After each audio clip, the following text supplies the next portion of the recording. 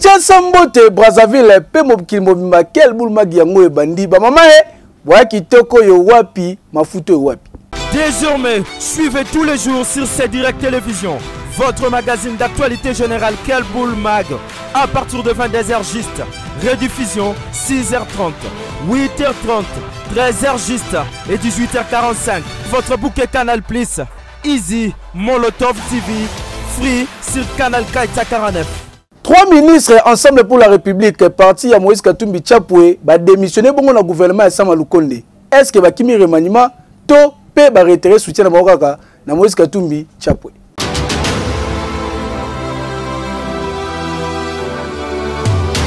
Ezali fuite en avance tonini tope kobanga remaniement tope kozala kaka loyal na leader na bango Moïse Katumbi Chapwe.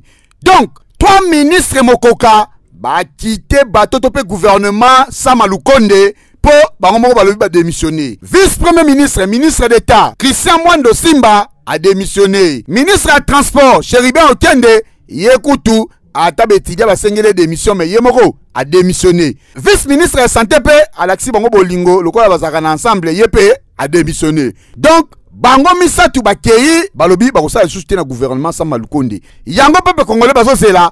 Est-ce que na conseil des ministres bakobeta lisolo nini tope bakozala remplacer na batu misusu. Hey, dossier ezolumba déjà solo. Banani bakolanda tope banani bakotikala. Totalila tozimeli. Ekeyo. Bakangi ba espion rwandais o ba na mission ya ko détruire RDC ba tie bango maboko ko kamwa nani natindi ba pa na luka nini bolanda.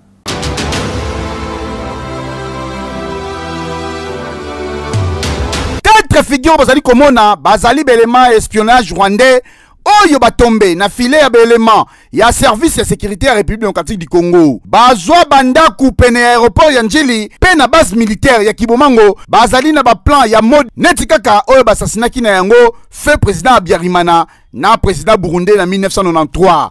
Ya liboso yeyo Juvenal Shimimana azali na deux nationalités moko ya Rwandais ya mibale ya Suisse avant di na premier niveau ya immeuble de Topol avenue des forces armées appartement 25. Ba reproché un espionnage, habit de confiance, na incitation militaire. Ba kanga qui est le 30 août, soi-disant Zali directeur société AHDO.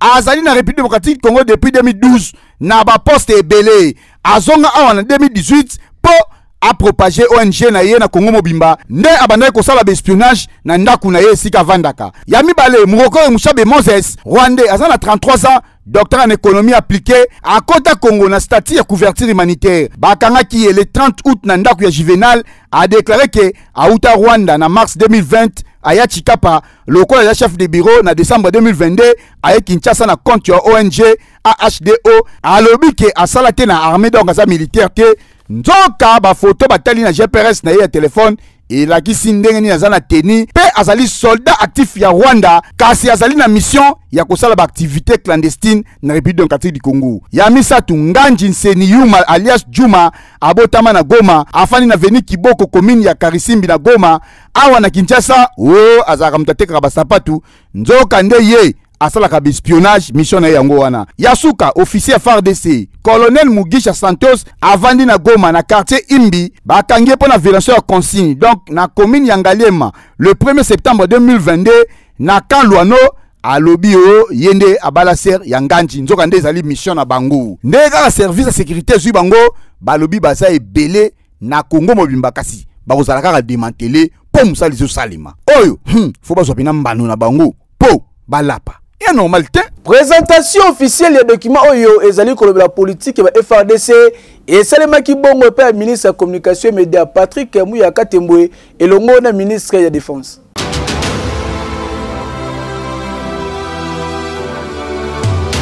Cérémonie et présentation officielle, il y a documents politiques, il y a défense, il y a République démocratique du Congo. Bonne numéro que Salamaki. Na présence, il y a ministre de la défense, Excellence Gilbert Kabanda. Pena Yemoko Patrick Mouyaya, Azali Bongo ministre à communication média pe porte-parole du gouvernement. Ndimenanga ka République démocratique du Congo, ezali ko traverser ba moment difficile surtout dans les Cambodges insécurité po ba groupes armés ba komi tellement ébélé. Na yango gouvernement congolais bazali une obligation ya ko redéfinir nouvelle politique ya défense ya République démocratique du Congo mobimba. Yoka excellence Gilbert Kabanda ndenga azali ko préciser na micro ya Kelboul Mag. Les éléments majeurs qui constituaient la politique de défense de la République du Congo à partir de 1885 jusqu'à l'indépendance de notre pays. Nous avions suffisamment évolué en termes de capacité en hommes formés, des officiers formés dans les grandes écoles belges, françaises, américaines, italiennes. Nous avions suffisamment d'équipements. Nous avions par exemple à la force aérienne 7 C-130, transport aérien. Nous avions une dizaine de DC-3. Nous avions 17 Mirage M5, supersoniques, avions de chasse. Nous avions une vingtaine de maquis italiens, subsoniques. Nous avions un escadron d'hélicoptères qui allait de Puma jusqu'à l'Alouette en passant par le Super Frelon, les Gazelles, ainsi de suite. Tous ces équipements, ces appareils étaient pilotés par des Congolais. Keyo yango ba M23 azoluka nini na mboka la biso après avoir otika Kibumba webike ba tellement fente mavuba kasi ba FARDC vigile ba timbeli bango webike ba contourner bango.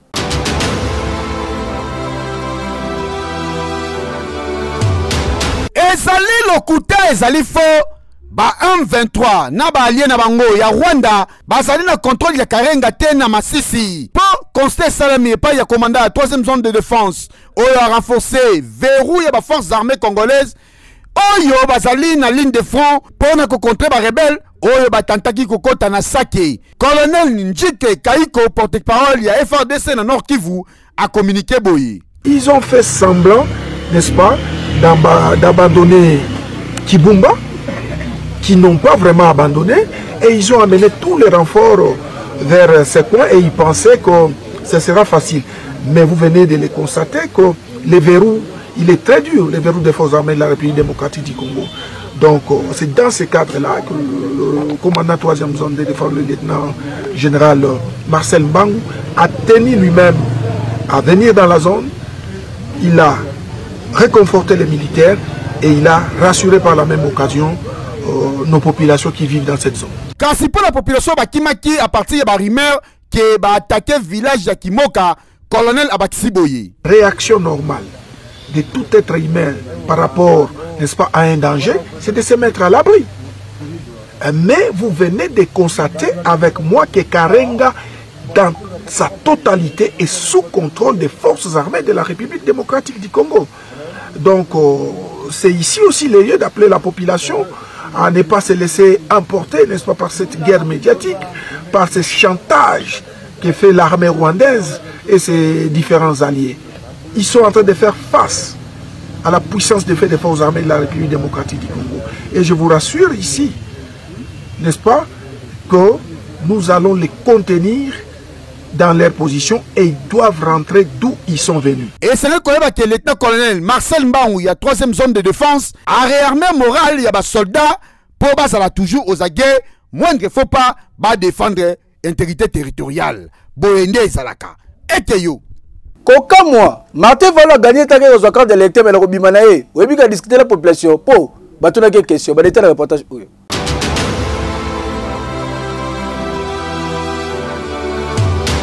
Trio Fayulu, Dr Mukwege, na matata pono mapon, bouye madame qui basengaki, révision à fichier électoral, P, réforme ya bureau à CNI Mobimba Mikolo ele kaki, et sika basalaki, message commune. Kasi ya kokamwe zalike, to la mwika kalobi na tongo bouye, totala, jeep ya président Mafa, et koti commune ya Gombe, président Akiti, P, à koti na bureau de vote, a rempli ba formalité nyon sur enrôlement, na étape ya souka, a joué carte. Kasi ya kokamwe zali nini, na kobima na ye, population bazala kiwana, ba amoni neta beti baninga fente ya mavuba, siano ba décision bazwa ki ensemble, kasi ye abalukeli bango, population kokamwa, na kanda wana, babandi kotuna ye président yo loba kasi babandi la fichier électoral pe loba yisusu ke biro aseni oyo esenge kopanza yango pona kobandila mususu ndenge nini kaso ye kozwa carte ozomona te ocha bato na confusion yoka bino moko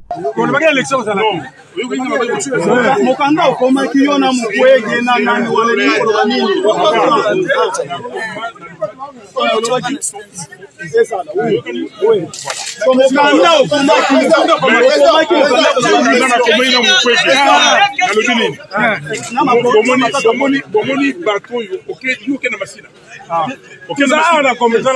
kota la position ya enrôlement oyo pe ndenge seni azali komema nango ha eza neti babengaka mabuka na daya soki kaka olali ha etali yo po neti président Martin Fayulu sa comprendre que malgré koloba na ye malgré kopesa ba mot d'ordre mais tikana nazwa carte nazala nango po moindre faut pas mabeko ko ya pamba eteyo clôture ya présentation ya offre pragmatique ya ba leader femme esalemaki bongo na Sultani Hotel elekalaki ndeni ba détail na reportage oyo.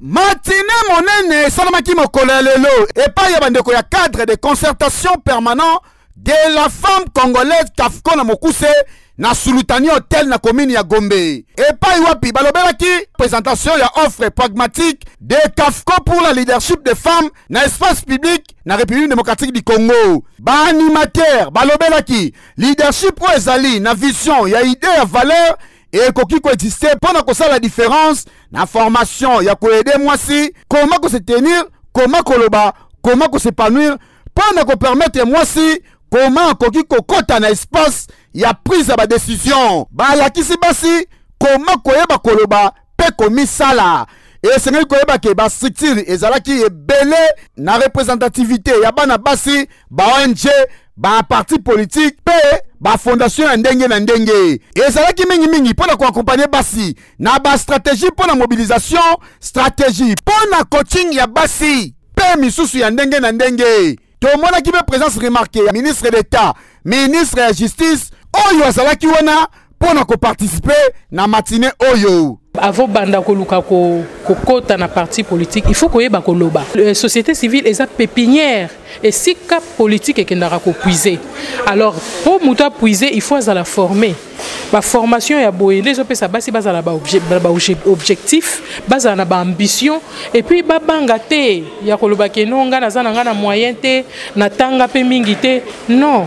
Misapi so ke zara bongo nzamba sala misapi nyonso milai moko. Tala, cadre de concertation permanent de la femme congolaise Kafko na Mukuse et bengisi mwasi nyonso aya kozwa connaissance ya koyeba ndenge nini kofongwama ya koyeba ko se tenir pe kokota na makambo minene surtout a participer na ba décision et si kabasi bazo partager 50-50 na bana mibali et talikaka ba femme politique te ata oteka na wenzi ata o debriaka ata ozana ba fondation na homo personnel yaka o baksa connaissance okoma munene eza normal boyende ezalaka basi oyo bakosala fiere ya Congo ya lobi bango yeyo ekeyo. Élisée Bokumwana yazali cadre union sacrée kasi ya répondre bongo trio ya Martin Fayulu Madidi Batata Ponyo na Dr Denis Mukwege pona o etali bongo fichier électoral.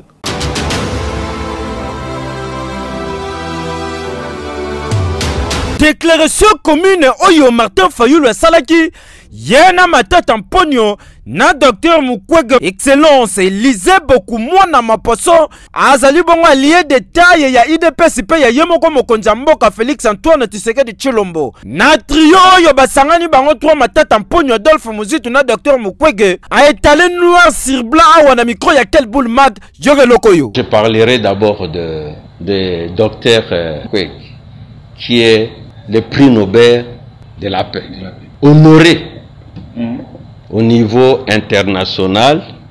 Je m'étonnerais que ce grand homme puisse signer un document avec mon frère que je connais très bien pour avoir travaillé avec lui sur le plan politique à la dynamique de l'opposition. C'est lui qui a déstabilisé un certain nombre de personnes. Je citerai ici honorable Kiakwama. Il a chassé à la dynamique de l'opposition. Déstabilisé jusqu'aujourd'hui, les vieux ne s'est pas retrouvé à cause de cet homme. Je citerai ici le professeur Matungulu. D'ailleurs, moi je me suis étonné pourquoi le prof Matungulu, qui me connaît suffisamment, même Martin Fayulu connaît Élysée beaucoup moins, sur le plan politique. Que Matungulu, le professeur Matungulu s'est retrouvé à Genève, à côté de Martin Fayulu, que je connais bien. Ce genre de déclaration, moi je ne l'approuve pas. Le docteur Okwege a signé avec le président Martin Fayulu. Je crois qu'ils seront déçus. En donnant le temps au temps, prenons le cas de Jean-Pierre Bemba qui a signé avec Martin Fayulu. Ils doivent faire lire les signes des temps. Comment vous possible na 500 fois à Pamba sur Robeti Winner Loto?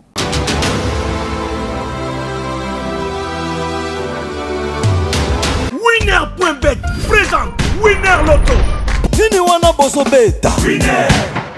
Bonsoir à toutes et à tous, c'est déjà le moment que vous entendiez impatiemment, celui de notre tirage Winner Loto RDC, alors que le Win 4 de la soirée vous apporte un merveilleux jackpot de 13 389 000 francs congolais. Le jackpot Win 4 double, lui, grimpe jusqu'à 23 450 000 francs congolais. Comme d'habitude, vous n'avez qu'à choisir 4 bons numéros sur vos tickets pour espérer gagner tout cet argent. Alors, si vous l'avez fait, nous allons alors passer tout de suite au tirage. Et bonne chance. Ceci, c'est un tirage qui se déroule sous les vigilants d'un huissier de justice, des officiels à Winner Loto, mais aussi d'un public témoin. Mesdames et messieurs, nous allons accueillir le tout premier numéro de la soirée. On accueille les 31. Et quel sera notre deuxième numéro de la soirée? Fini les suspense. Les 16 est déjà là. On avance, mesdames et messieurs, pour accueillir cette fois-ci. Ça sera finalement le 24, comme notre troisième numéro de la soirée. Nous allons complètement boucler ce tirage ce soir avec le numéro 32 comme notre quatrième numéro de la soirée. Si votre ticket fallait nécessairement trouver les 31, les 16, les 24, mais aussi les 32. Avez-vous trouvé cela depuis la maison? Si oui, moi je vous dis félicitations, c'est avec plaisir. Je vous retrouve très prochainement. Excellente soirée chez vous. Au revoir.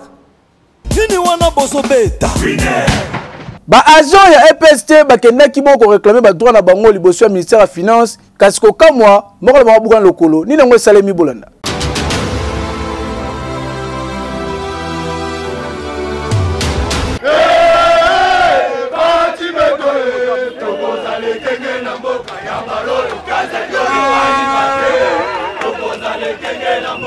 Chambula oyo bamoni boye ezali bongo ba agent public ya l'État oyo basalaka na ministère ya EPST. Eza kaka juste réclamation ya ba prime na bango ndenge bazwaka ba mwa ba mesana. Kasi lokola batushaki déjà mois de septembre, mois de novembre pe kolanisa mois de décembre un peu flou.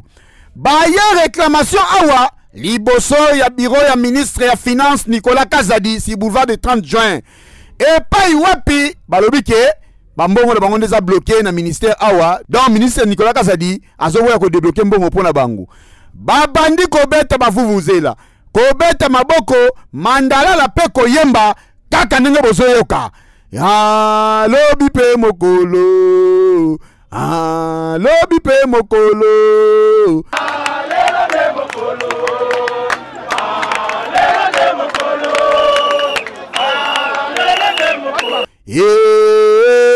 Papa Fachi tukuzale kenge na mboka yambalo yu batatu yu bai bate.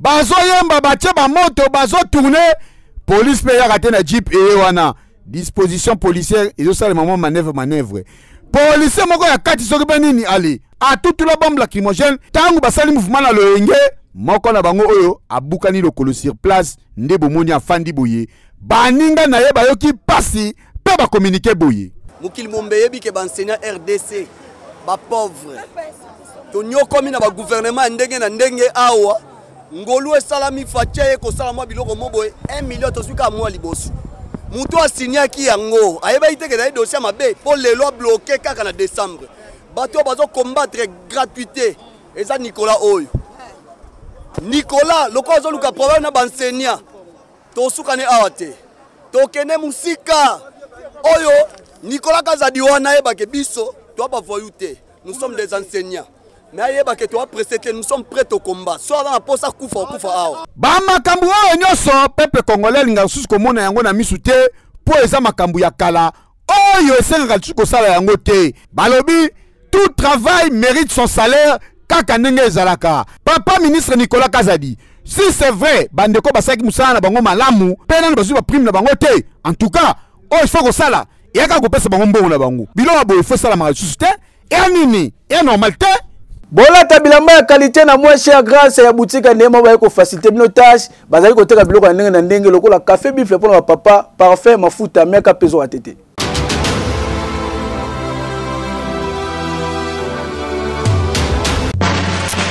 Kele ba festivité fin de l'année comme les sous elengi P800 grâce ya boutique Neema oyo ba ko solde biloko nyonso bolukaka lokola ba veste ya sorte nyonso ba chemise ba chaussures en pedam ba cravate ba parfum ba pantalon ya kaki ba jeans bilamba bana pe ezali kasi mpona ba vrai chéri bokokuta bongo ba perruque ya qualité oyo eutaka mikili ya poto na make-up yango mpe rataka te. Donc ba article nyonso ya maquillage bokokuta yango awa kasi mpona bilamba kuna kutu tika na yo awa bokokuta yango kasi mpona bapapa boutique Neema abosani bino te kafe ya bopikiliki ya nzoto ezali kotekama awa de façon ke mama alamukaka na sourire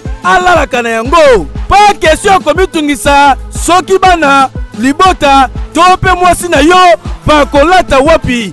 Occasion yango yo boutique Neema pesi bino sur un plateau d'or boya kolata bilamba ya qualité ya mikili ya poto na mbongo ya mukie na boutique Neema ba pesi na ba congolais opportunité ya kolata très classe très propre na ba festivité à fin de l'année oyo otuninga adresse boutique Neema eza na ngwesika kobunga te soki kaka okomi na boulevard du 30 juin entre Willery na Wangata tout juste en face ya supermarché Regal oza mobimba olati pe osepeli. Ah boutique Neema grâce na yo ba congolais nyonso na décembre oyo ba kozala gentil content joyeux po bakolata biloko balingaka ke yo oui.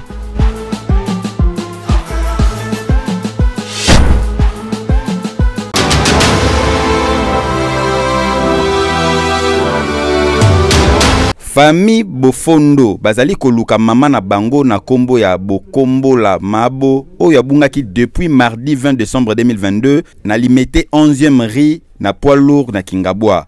Alataki bongo robe ya vert ezalaki fleuri na liputa ya rouge noir.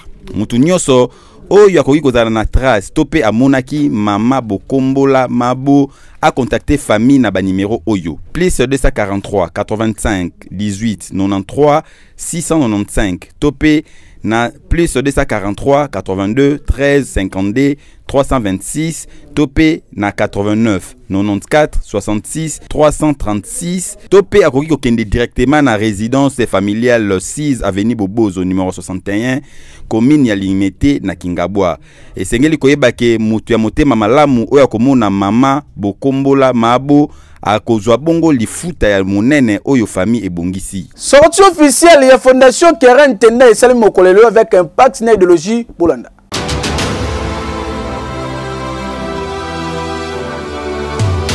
Bana yanga bazali deja ya kosepela pour désormais bazwi Fondation Keren Tendai oyo ezali kokumba mepa ya yemoko femme des ambitions Madame Keren Tendai oyo lo ya sortie officielle awa na commune Yangaba a présenté qui Fondation Keren Tendai comme association sans but lucratif en caractère humain peu social oyo eye mingi pona kosunga ba mère célibataire Madame Keren Tendai femme des ambitions atalisaki ke ba premier bénéficiaire ya ba bienfait ya Fondation Keren Tendai ezali bana yangaba avant ke bimalibanda mais kino nyonso a bénéficier na bolamu ya Fondation Karen Tendai. Pourquoi pas ba Congolais nyonso en général? Ndenge ye moko a expliqué ki yango awa na siège national ya Fondation Karen Tendai o ezali kaka awa na commune Ngaba. La majeure partie des habitants de cette municipalité est caractérisée de femmes et celles-ci participent activement à la survie de milliers de familles habitant la dite commune. C'est notre façon de répondre à l'appel de solidarité lancé par le chef de l'État. Femme forte, une femme de ambition, monter maman là, maman moi pas ça pour la nation. Naïeba qui coûte tout donc à songer qui pour la pendant que on là il y avait quelqu'un nous a télémissi a dit non il faut qu'on t'aille kambangaba. Pour na collier l'utile à l'agréable maman Karen Tendai a kabola ki ba basse pa ya ba maman tout bazala ki awa pe moko na moko azwa ki enveloppe na ye pour na ko permettre bango ba banda mo activité et surtout ko boko la bana. Tolo balisusu nini lelo soki basimi bale bazali na Congo ozali parmi les deux pour démontrer que ozali penza la dame de fer na oyo sali na commune Yangaba etikala jamais kozala boende zalaka keyo oui et comme coutume chaque mardi Fondation Tate Tele Sarabongo ba chege kasi cette fois-ci na cadre ba festivité obi ke bana balati bilamba ba sebe binge binge.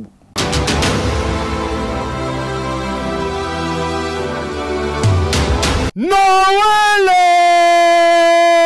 collier sabanfou de la rue na TVC médical et comme mon messano grâce ya resto du cœur oye comme rendez-vous ya chaque mardi oyo banfond de la rue banfelin baliaka pe batondaka mardi 27 décembre oyo na rond-point Victoire na place rond-point magasin ba na baliaki kaka ndenge bozali komona boye loso madesu soso quiz baliaki kitoko après avoir kolia bamelaki baji balie batondi moko na nzala na ye basepeli okanisi esili ten spécialité ya mardi oyo ezalaki ke banfond de la rinyonso balati bilamba bazwaki pena mapapa bangengi bakomi propre bakomi soinko ndenge eza boye na bonne année bakosapeli susu mutu na mutu awa azwaki bilamba nyonso lekanaki kitoko communication esalamaki boye epa ya coordonnateur ya TVC monsieur Kevin Tambwe. Mardi passé docteur Tatete azalaki ye moko sur le terrain na madame Tatete ne basalaki promesse lelo mardi ya koya ko fêter Noël na bandeko na biso na bana na biso bashege yango na tozaki sur le terrain lelo tokaboli mwa biloko kolia tokaboli maju mais toyaki pena mapapa na bilamba pour que tous sepela ensemble Noël. Grâce ya couple très engagé na kati ya social lelo bana oyo bazwa valeur bakoma pe komimona batu po bakoma kolia bakoma kolata grâce ya couple Tatete oya docteur Benjamin Tatete na mama Violette Tatete oyo batikaka bango te boende zalaka yango nzambe azo continuer toujours ko tia maboko azo continuer toujours ko pambola po misala ezoloba na place na bino ekeyo oui Assemblée chrétienne cité de Jésus à l'église oyo mosala nzambe Beni Kabui kwa kumbelaka kuna na commune ya Selemba azali ko benga le 31 oyo po na réveillon to ke biso sokuna.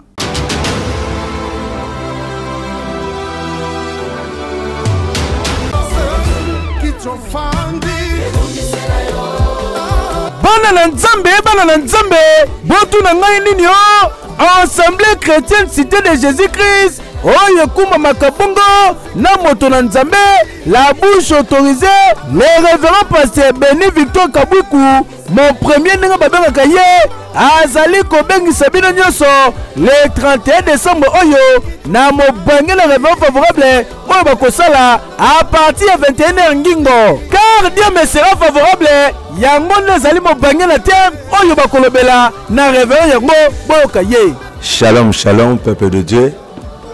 Toza na événement moko ya munene ya makasi oyo tobengi réveillon il y a 2022. Et ça samedi le 31, Kobanda Nangonga à 21h. Tina Batongo déjà à 5h du matin. Alors ça rendez-vous ya bana nzambe to bengisi batunyo sobaya na kati ya milulu ya munene bongisami na Assemblée chrétienne cité de Jésus-Christ. Alors thème ya munene tozo lobela eza vraiment favorable. Eza vraiment favorable na thème ya munene tozo lobela car Dieu me sera favorable. Alors to bengisi bana nzambe nyonso na Bumbu, Makala, Selemba, Ngingi, Kasavubu partout. Et boya mukolowana Assemblée chrétienne cité de Jésus-Christ et ça nango sika kobunga te soki kaka komi na numéro 58 ya avenue Luvemba na commune ya Selembao référence Morgue Sana oza mobimba ya boye na zanga te keyo oui. Excès de vitesse crée accident na triomphal et ça lui passe na nga osarlate mutu moko kufi passe na mawa.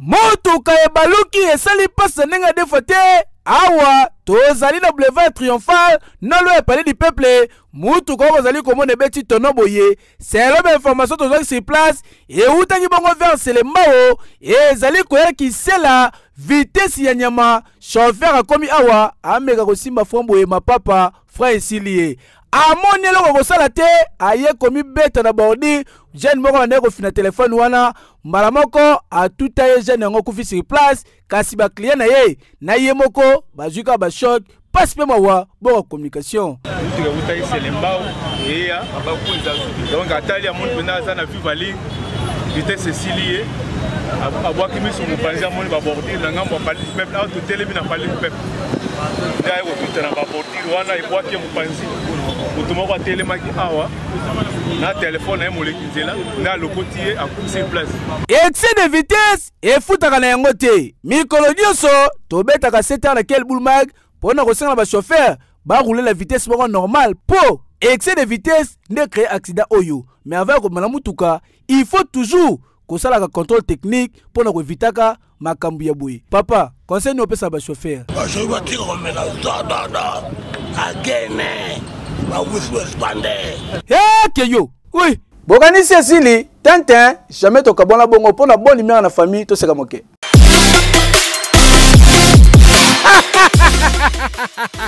Exerço. Après. Tout ça ni. Et bon mais ça on ko soise mais ça na ngoma bete bible bi multipliez-vous. To se multiplier te na osaso nini zali kambwa ozizeli oboti. To mais ça na mobile les na caprice. Mais faut ça de la balabala moi te ko place na salite cause appel de salite. Nga komi na ngo kene la dona parce que kota porte nde o salite na le kandeni. Nga ko kankelete. Jérémy allez pas nous.